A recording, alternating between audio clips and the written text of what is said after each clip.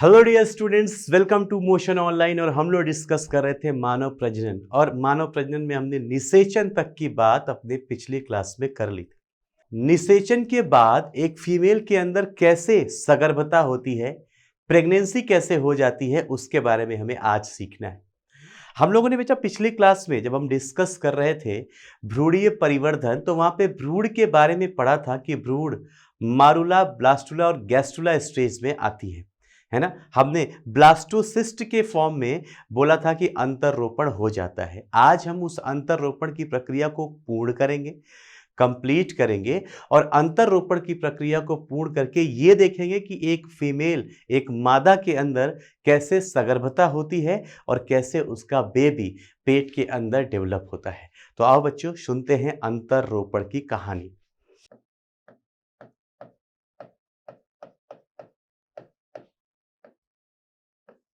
अंतररोपण implantation बोलते हैं, बहुत इंपॉर्टेंट सी बात होती है। हम लोगों ने पिछली क्लास में पढ़ा था कि भ्रूण का जब विकास होता है तो भ्रूणीय विकास में भ्रूण विकास में 3 क्रम थे। सिखाया था आपको, सबसे पहले आएगा मारुला, मारुला के बाद दूसरे नंबर पे आता था ब्लास्टुला, और ब्लास्टुला के बाद तीसरे नंबर पे आता है गैस्ट्रुला।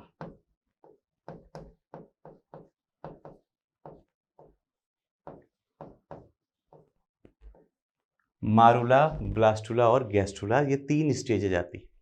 क्लियर है बच्चे? ब्लास्टुला की स्टेज में अगर आपको याद है तो पिछले क्लास में सिखाया था कि ब्लास्टुला की स्टेज में अंतररोपण की प्रक्रिया संपन्न होती है। ठीक है, अब ये अंतररोपण होता कैसे है, अगर आपको ये याद है तो हमने बात की थी कि ब्लास्टुला में जब हम देखते हैं भ्रूण को, तो ब्लास्टुला के कंडीशन में भ्रूण कुछ इस तरीके से दिखाई दे रहा है।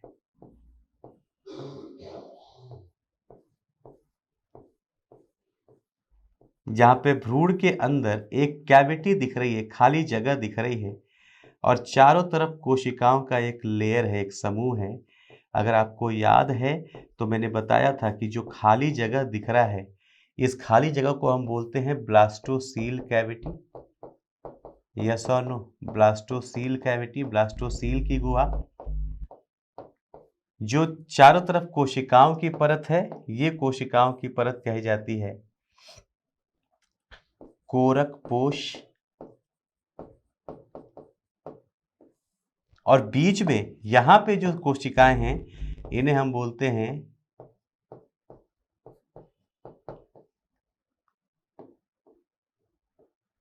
अंतःकोशिकीय पिंड, इनर सेल मास। यस और नो? ये बात हम लोगों ने बच्चे पिछली क्लास में पूरा कर लिया था। जब ये इस कंडीशन में इसका अंतररोपण होता है, तो अंतररोपण में क्या होता है आइए आपको सिखाता हूं। आपको याद है कि गर्भाशय के अंदर अंतररोपण होना है।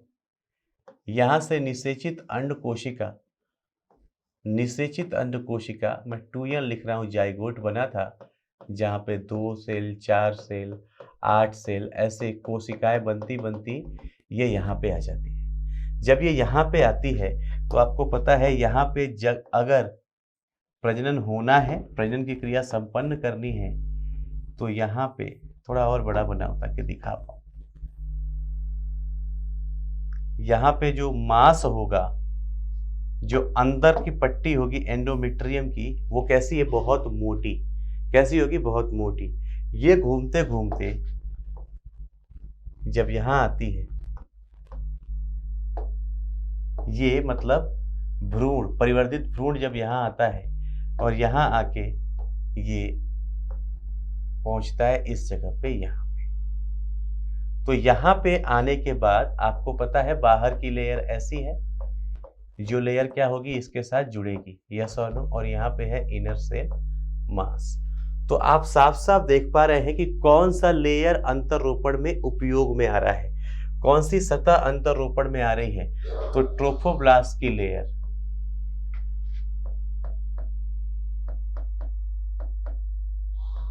गर्भाशय की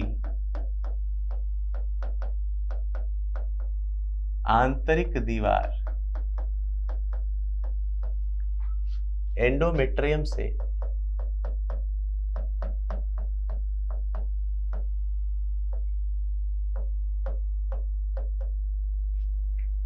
ब्लास्टोसिस्ट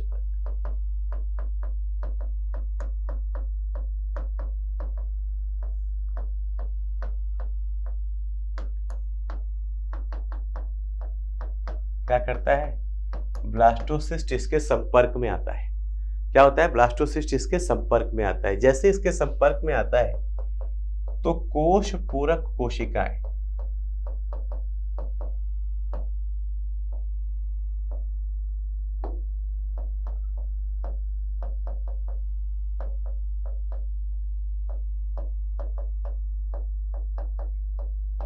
उंगली नुमा संरचनाएं। कैसी? उंगली नुमा संरचनाएं गर्भाशय की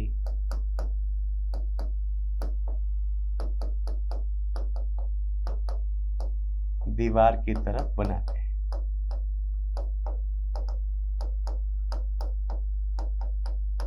गर्भाशय की दीवार की तरफ क्या करते हैं? उंगली नुमा संरचनाएं बनाते हैं। जरा देखो,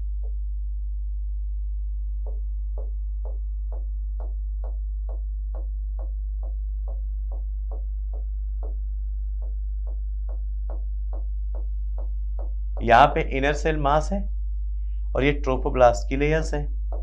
ट्रोफोब्लास्ट की लेयर ये इसके अंदर ऐसे उंगली नुमा संरचनाएं बनाने लगती है, जिसे हम जरायु अंकुरक बोलते हैं। क्या बोलते हैं बच्चे? जरायु अंकुरक, या इसे कोरियोनिक विलाई भी बोला जाता है। जरायु अंकुरक या कोरियोनिक विलाई। तो यहां पे पहले तो आके चिपक गया, अब इसके अंदर क्या बना रहा है? ये विलाई बना रहा है। तो देखो कैसी संरचना बनेगी। अगर ये मैं एक गर्भाशय की दीवार मान लूं, तो मैं ये बोल रहा हूं कि इसके अंदर ऐसी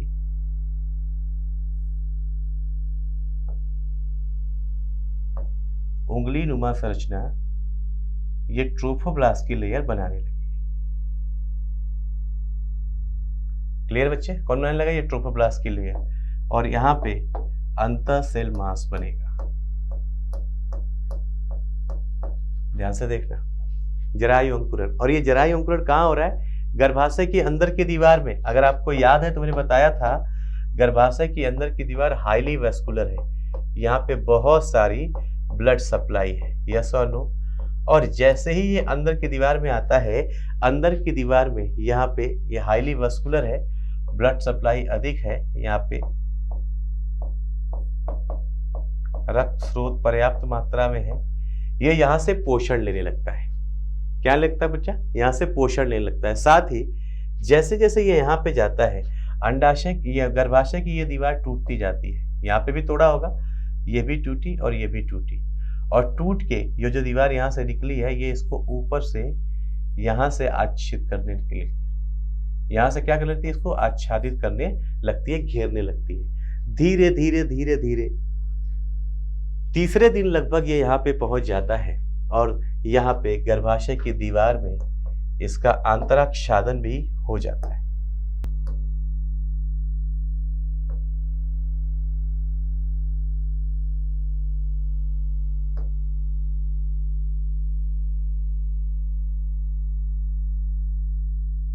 इस कैविटी के अंदर ये कोशिका, ये हमारी विलाई जो बन रही थी, ये उंगली नुमा कैसे, अच्छा सॉरी,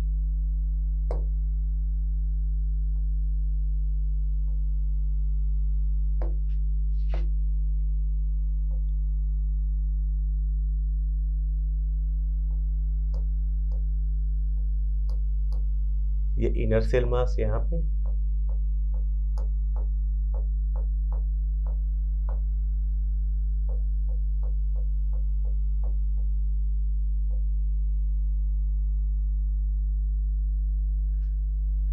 ये पूर्णतः आच्छादित होके अंदर चली जाती है। ये कहाँ आ जाती है? अंदर चली जाती है। यहाँ पे इसका गर्भाशय के अंदर आना, ये प्रक्रिया कहलाती है अंतररोपण। क्या कहलाती है? अंतररोपण। तो क्या होता है कि ऐसे से ऐसा हो गया, ध्यान देना।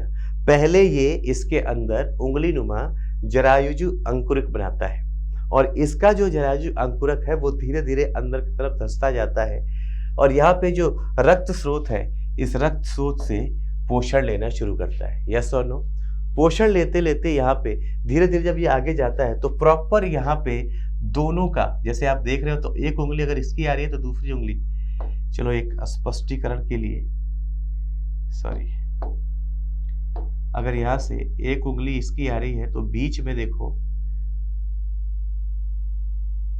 ब्लड सप्लाई भी है। यस और नो? तो इसके बीच में रक्त व इसके बीच में उंगली नुमा ऐसा संरचना, उंगली नुमा कनेक्शन बन जाता है। यहाँ पे दिख रहा है। और यहाँ पे जब ये ऐसे बन जाता है तो ये दोनों एक दूसरे के साथ क्या हो जाते हैं? अंतरांगुली युक्त।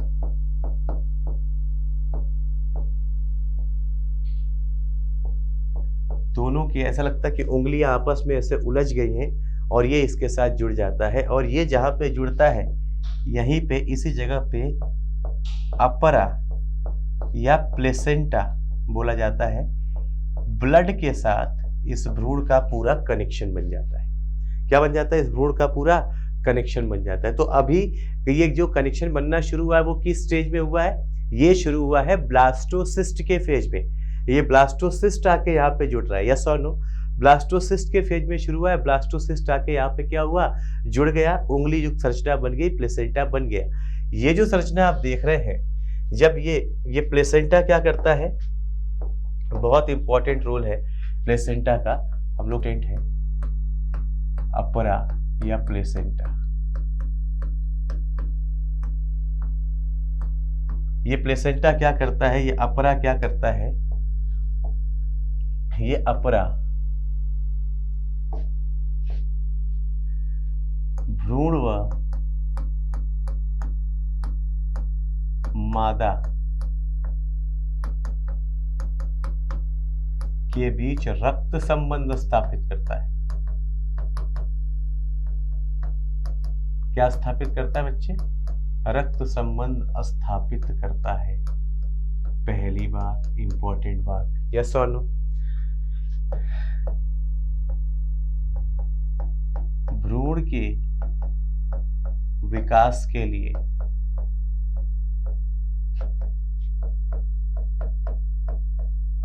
आवश्यक पोषण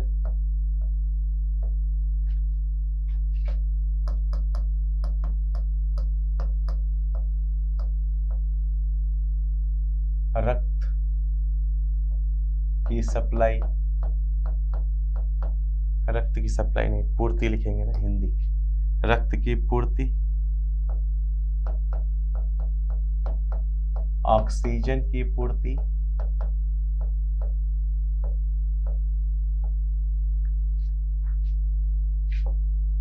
भ्रूण के विकास के लिए जितनी भी जरूरी चीजें हैं, चाहे वो रक्त की पूर्ति हो, ऑक्सीजन की पूर्ति हो या भ्रूण से अपशिष्ट पदार्थों को निकालना,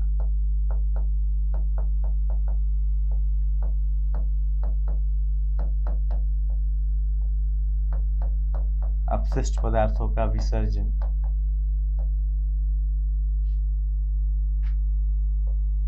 इसी अपरा की सहायता से होता है। इसी अपरा की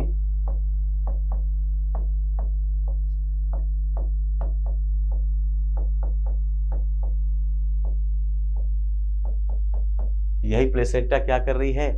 यही प्लेसेंटा ब्लड सप्लाई दे रही है, रक्त पहुंचा रही है और रक्त के साथ साथ पोषण, ऑक्सीजन, उस बच्चे के विकास के लिए जो भी चीजें जरूरी हैं वो सब यहां से ही उस बच्चे तक पहुंचाया जा रहा है। स्पष्ट है? और उस बच्चे के अंदर उसके अपनी उपापचयी अभिक्रियाओं के द्वारा जो भी अपशिष्ट पदार्थ बने हैं वो अपशिष्ट पदार्थों को हटाने का काम भी प्लेसेंटा के द्वारा यहीं से।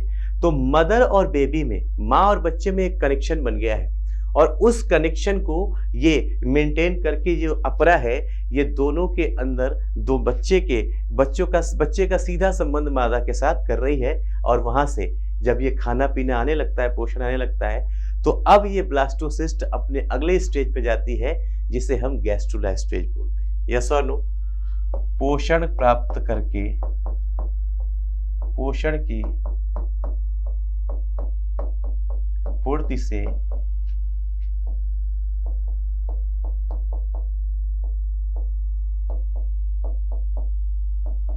भ्रूणीय विकास आगे बढ़ता है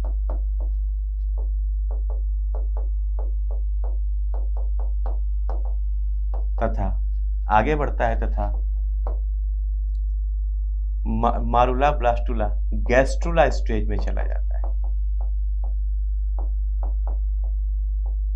गैस्ट्रुला अवस्था में चला जाता है।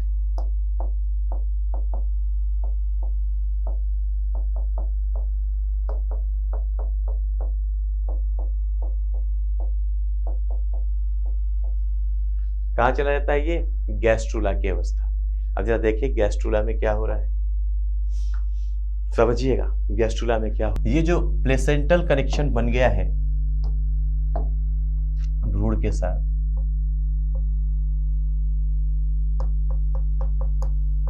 ये यहां पे जो इनर सेल मास रह गई थी,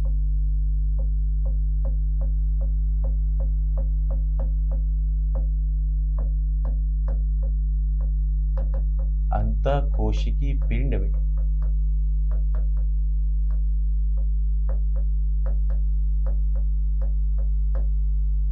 यहां पे विभाजन होता है। यहां पे विभाजन होता है और एक लेयर बनती है।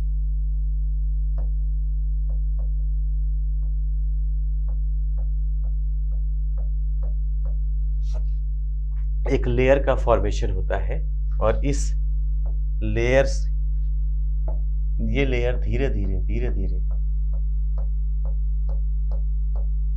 विभाजित होकर पूरा एक आवरण बना देती है। इसी अंदर कोशिकी की यहाँ पे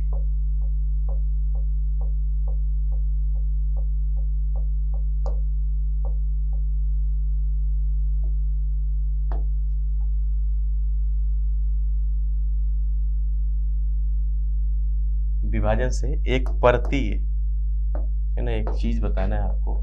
पहले ये परतीय कोशिकाएं बनाती है, मतलब लैमिनर सेल एक साथ एक ऐसी लेयर बना देती है, सतह। फिर इस सतह के अंदर विभाजन और होता है और यहां से दो प्रकार की कोशिकाएं, यही कोशिका विभाजित हो रही है, एक ऐसी बना दी और एक नीचे ऐसी, ऐसा में एक ऐसी और एक ऐसी। ऊपर वाले को बोलते हैं एपीब्लास्ट, यही बताने आया था, एपीब्लास्ट बोलते हैं, और नीचे वाले को बोलते हैं हाइपोब्लास्ट। और यही एपीब्लास्ट और हाइपोब्लास्ट फिर डिवाइड करते हैं बहुत तेजी से, और डिवाइड करके विभाजन करके पूरी कोशिकाओं का एक लेयर, एक सतह बना देते हैं ऐसे।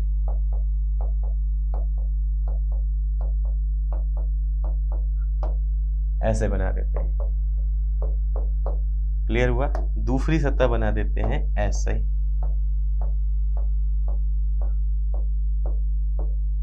अगर आपको याद है तो जो मानव का शरीर है, मानव का शरीर त्रिकोणीय है, यस और नो? त्रिकोणीय। तो वैसे पहले सबसे बाहर ये वाला कोरक बनता है, जिसे ये जो है ये कहा जाता है बाह्य अधिचर्म।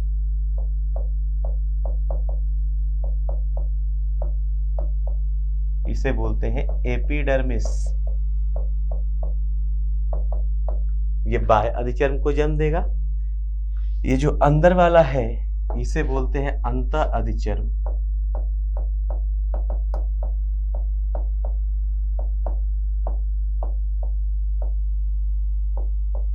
एंडोडर्मिस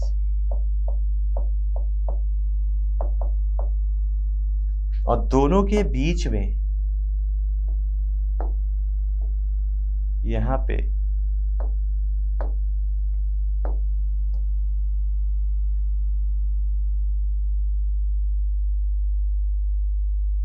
एक तीसरी लेयर बन जाती है बाद में,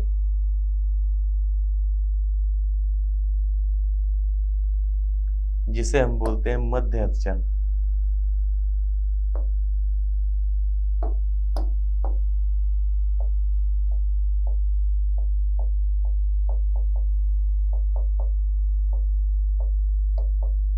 मेसोडर्म। यानी हुआ क्या कि पहले जो भ्रूण था, जो एम्ब्रायो था, वो खाना पानी ले रहा है, पोषण ले रहा है, और यही एम्ब्रायो अब डेवलप होना शुरू हुआ। मतलब मैं अभी एम्ब्रायो बोल रहा हूँ, सीधे सीधे मुझे बोलना चाहिए कि ये जो कोशिकाएं हैं, जो इनर सेल मास है, इनके अंदर विभाजन हुआ और इनर सेल मास के अंदर विभाजन होके यहाँ पे ये अचानक से ये जो प्लास्टोसिस्ट कंडीशन थी, इससे ये चली गई गैस्ट्रुला कंडीशन में। ये कंडीशन कहलाती है गैस्ट्रुला स्टेज। Gastrula stage. और गैस्ट्रुला स्टेज में ही बहुत इंपॉर्टेंट है, गैस्ट्रुला स्टेज में ही शरीर के क्या बनते हैं, लेयर्स बनते हैं, अधिचर्म का फॉर्मेशन। इसके अंदर ही क्या होते हैं, अधिचर्म का विकास होता है, अधिचर्म का क्या होता है, निर्माण होता है, और यहां से 3 अधिचर्म बन जाते हैं। इस प्रक्रिया को हम बोलते हैं, गैस्ट्रुला है, इस प्रक्रिया को बोलते हैं गैस्ट्रुलेशन। इस प्रक्रिया को क्या बोलते हैं हम, गैस्ट्रुलेशन। और गैस्ट्रुलेशन से इस प्रकार, और ये जब बन जाता है, त्रिकोर की संरचना बन जाती है, भ्रूण जो है 3 परतों का बन जाता है। तो अब आप लोग जो बायोलॉजी पढ़े हैं 11th के अंदर, तो आप लोगों ने बहुत जगह पे पढ़ा होगा कि ये अंग जो है ये एपिडर्मल ओरिजिन वाला होता है, ये मेरियोडर्मल ओरिजिन वाला होता है, ये एंडोडर्मल ओरिजिन वाला। तो इन विभिन्न अधिचर्मों से शरीर के विभिन्न विभिन्न हिस्से बनने शुरू हुए। क्या हुए, विभिन्न विभिन्न हिस्से बनने शुरू हुए। और ये जब यहाँ से जब अंतररोपण के पश्चात गैस्ट्रुलेशन होके त्रिकोर की संरचना बनना, ये कहलाता है आपका एक भ्रूण, है ना। ये क्या बन गया, अंतररोपण के पश्चात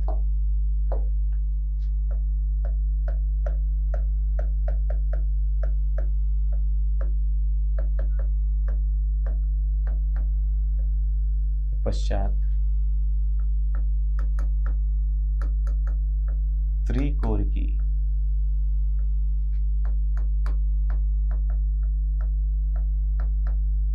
गैस्ट्रुला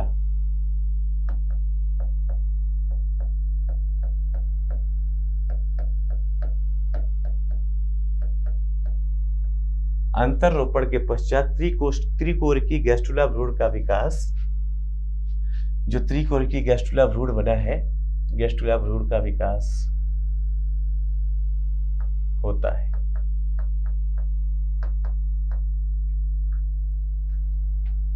विभिन्न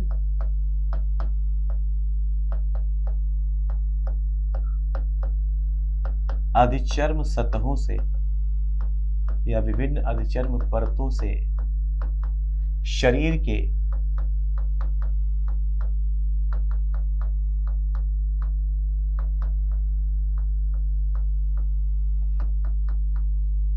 विभिन्न भाग या अंग विकसित होने लगते हैं। क्या होने लगते हैं बच्चे, विकसित होने लगते हैं। शरीर के विभिन्न भाग इससे क्या होने लगे, विकसित होने लगते हैं। और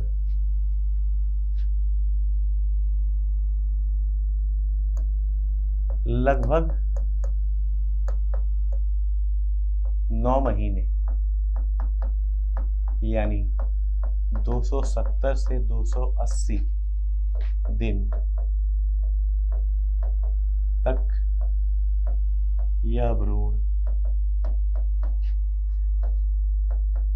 मादा गर्भाशय में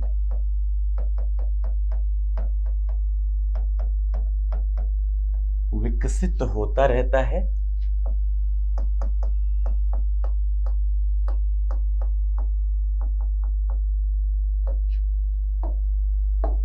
यह अवधि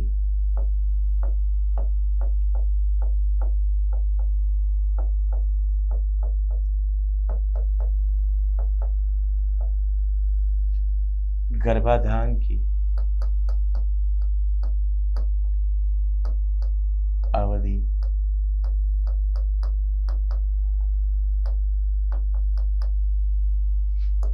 या अवधि गर्भाधान की अवधि कहलाती है। इसी को हम क्या बोलते हैं? प्रेगनेंसी या गर्भाधान की अवधि कहलाती है। क्लियर? 9 महीने तक। यहीं पे गर्भाधान की अवधि में ही वो धीरे धीरे प्लेसेंटा से पोषण लेता रहता है और अपने अधिचर्मों से नए नए अंग बनाते रहता है और इसके बाद वो 9 महीने के बाद एक परिपक्व भ्रूण के रूप में शरीर से क्या हो जाता है? बाहर निकल आता है।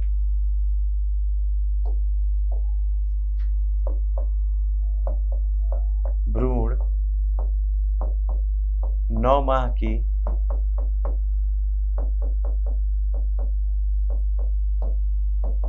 माह की गर्भावधि में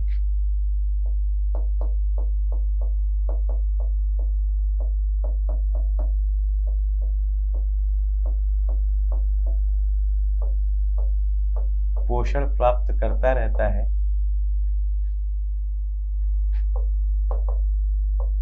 तथा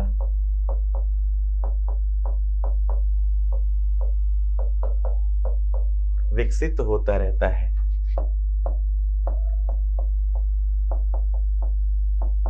जो 9 माह पश्चात एक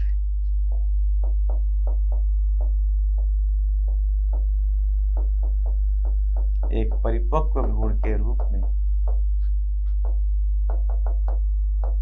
शरीर से बाहर आ जाता है। क्या हो जाता है बच्चे? शरीर से बाहर आ जाता है।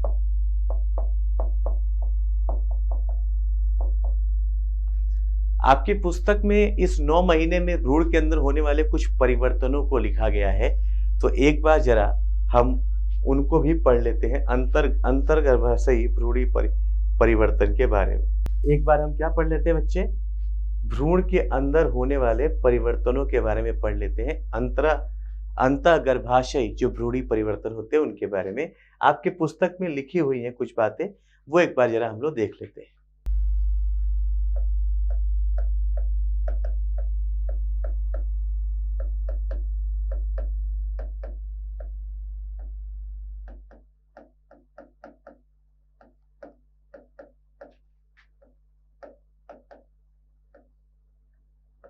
अंतर्गर्भाशयी भ्रूणीय परिवर्तन, क्या क्या परिवर्तन होते हैं गर्भाशय के अंदर, देखते हैं एक बार।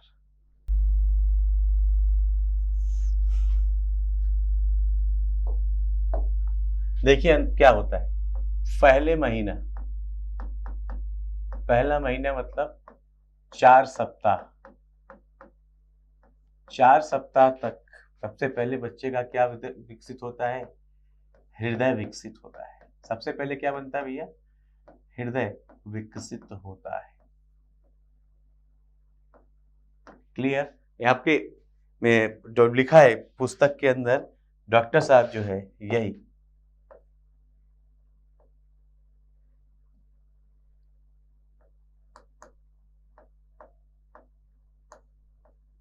हृदय गति को स्टेथोस्कोप से सुना जा सकता है।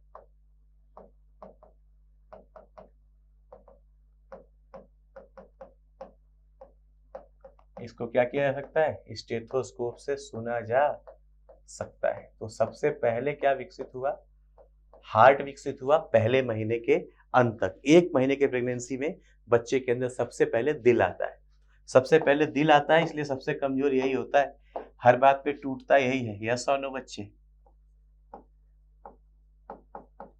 दूसरे महीने 8 सप्ताह तक पाद मतलब पैर व उंगलियां उसकी डिजिट्स बनना शुरू हो जाती है, उंगलियां विकसित होना शुरू हो जाती है। तीसरे महीने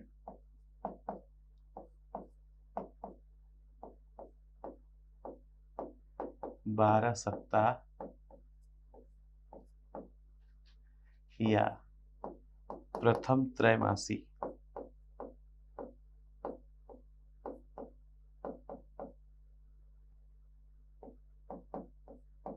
फर्स्ट ट्राइमेस्टर, प्रथम त्रैमासी तक महत्वपूर्ण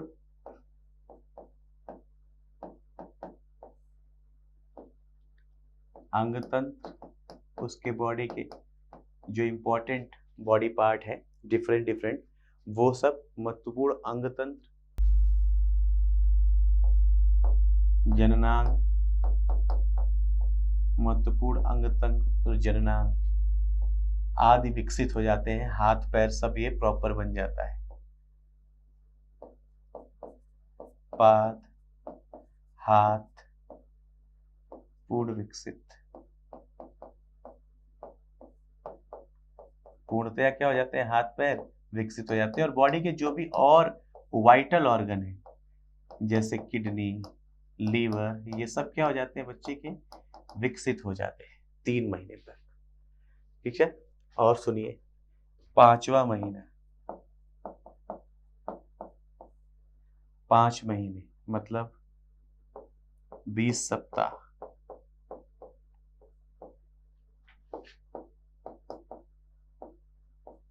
प्रथम गति, फर्स्ट मूवमेंट, ये पैर इसी कंडीशन में मारता है ना। प्रथम गतिशीलता लिख रहे हैं, प्रथम गतिशीलता जो आप लोग पढ़े ना, ऑल इज वेल बोलने पे पैर मारेगा।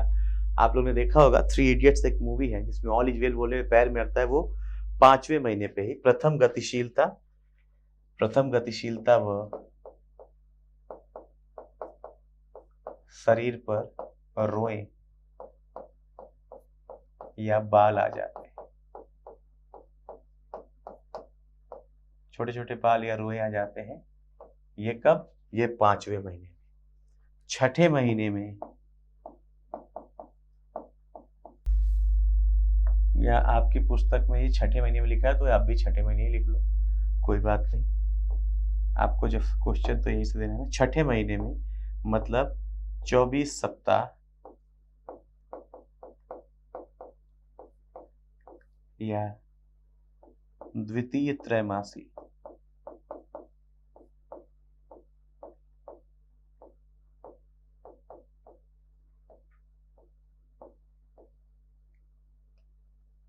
द्वितीय त्रैमासी में क्या हुआ, अब बाल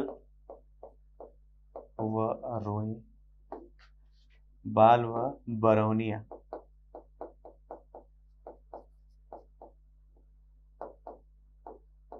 पलकें, ये सब संरचनाएं बन जाती है। और 9वें महीने में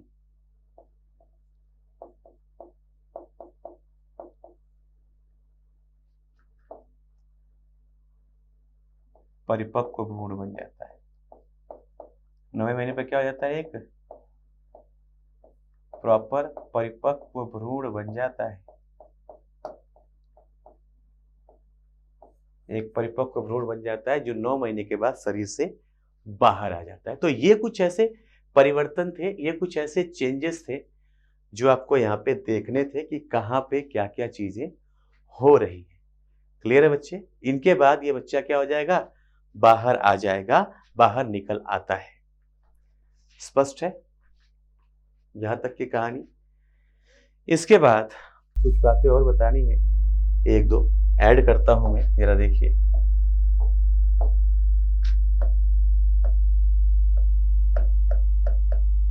तीन माह तक अपरा व भ्रूण का संबंध, अपरा ना लिख के मादा, व भ्रूण का संबंध स्थापित होता रहता है, स्थापित होता रहता है। 3 माह पश्चात, 3 माह पश्चात अपरा द्वारा यह संबंध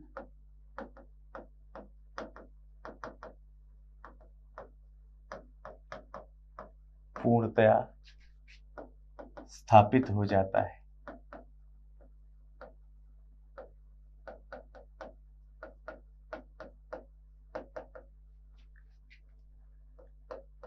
जो विकसित हो रहे भ्रूण तक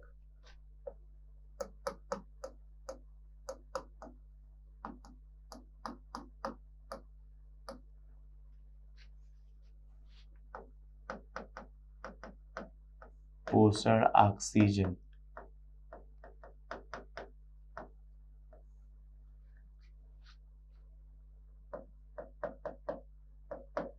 ले जाता है तथा अपशिष्ट वापस ले आता है। अपशिष्ट क्या करता है? ये वापस ले आता है। क्लियर है? कहां से ले गया, कहां से ले आया, ये बात स्पष्ट है। क्लियर है बच्चे? अपशिष्ट को क्या करता है? वापस ले आता है। तो पूरा का पूरा एक कनेक्शन बन गया भ्रूण के विकास में, और भ्रूण के विकास में कौन से महीने में क्या होता है ये भी हम लोगों ने देख लिया है।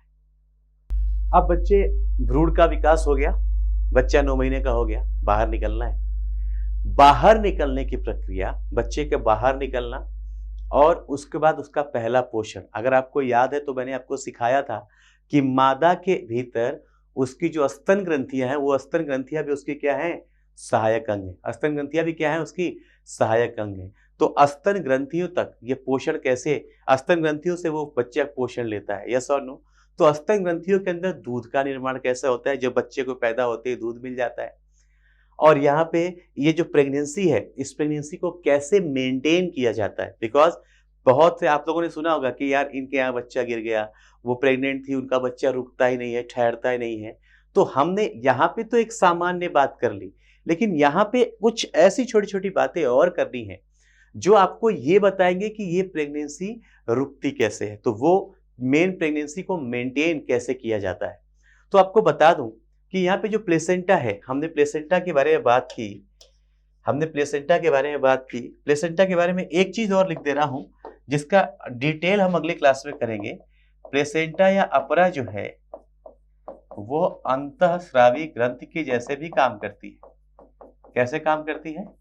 अंतःस्रावी ग्रंथि के जैसे। और ये बहुत सारा सिक्रीशन, अंतःस्रावी ग्रंथि के जैसे भी काम कर रही है और बहुत सारा सिक्रीशन निकालती है, जो सिक्रीशन इस प्रेगनेंसी को मेंटेन भी रखते हैं, और इस सगर्भता को बनाए रखते हुए भ्रूण का विकास करते रहते हैं। आप लोगों ने देखा होगा जो इंसान है, मानव है, उसके शरीर में पाई जाती है नाभि। नाभि देखा है? सबकी होती है। वो नाभि वो जगह है जहां से वो अपनी माँ के प्लेसेंटा से जुड़ा होता है।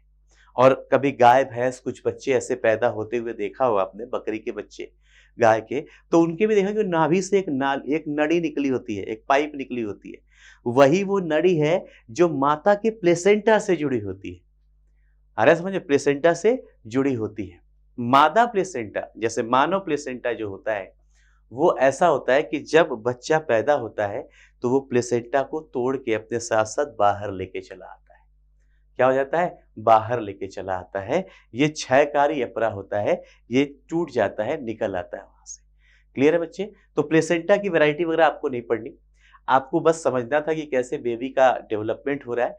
वो मैंने आपको बहुत अच्छे से समझा दिया, कैसे भ्रूण का विकास हुआ, किस महीने में किस चीज का विकास हुआ, ये बातें भी हम लोगों ने कर ली, है ना बच्चों? तो इसी के साथ हम आज का ये लेक्चर करते हैं खत्म। मिलते हैं अगले लेक्चर में। Till then, God bless, take care, have fun. आशा करता हूं हमारे टॉप एजुकेटर का यह लेक्चर आपको पसंद आया होगा। अगर पसंद आया है तो वीडियो को लाइक करिए, चैनल को सब्सक्राइब करिए और शेयर भी करिए, क्योंकि ज्ञान बांटने से बढ़ता है और सही बताऊं तो पुण्य भी मिलता है। मुझे सुनने के लिए बहुत बहुत धन्यवाद। Thank you.